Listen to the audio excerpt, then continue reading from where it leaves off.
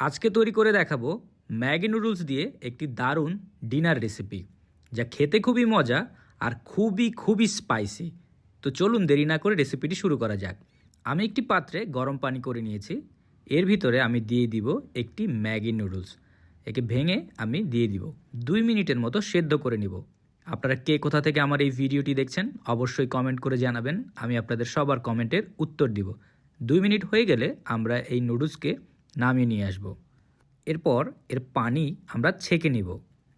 পানি ছেঁকে নেওয়ার পরে আমি ঠান্ডা পানি দিয়ে একে ভালোভাবে ধুয়ে পরিষ্কার করে নিব।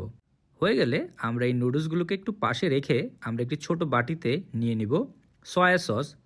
এরপর দিব সুইট চিলি সস, তার সাথে দিয়ে দিব আমরা হট চিলি সস। সবগুলো সস দেওয়া হয়ে গেলে আমরা এর ভিতরে এখন দিয়ে দিব সামান্য চিনি।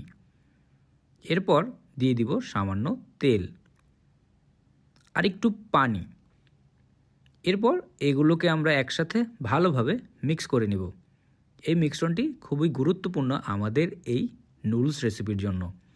মিশ্রণটি তৈরি হয়ে গেলে আমি একটু পাশে রেখে আমি একটি গরম ফ্রাই প্যানে দিয়ে দিব একটু বাটারকে ভালোভাবে আমরা একটু গলিয়ে নিব।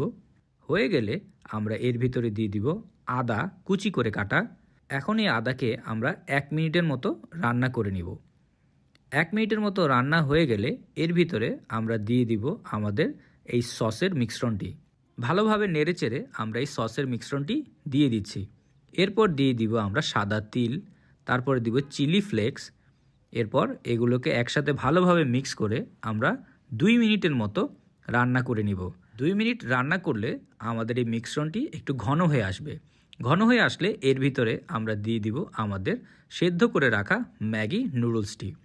এরপরে এই নুডলসকে ভালোভাবে আমরা এই মিশ্রণে মিক্স করে নিব।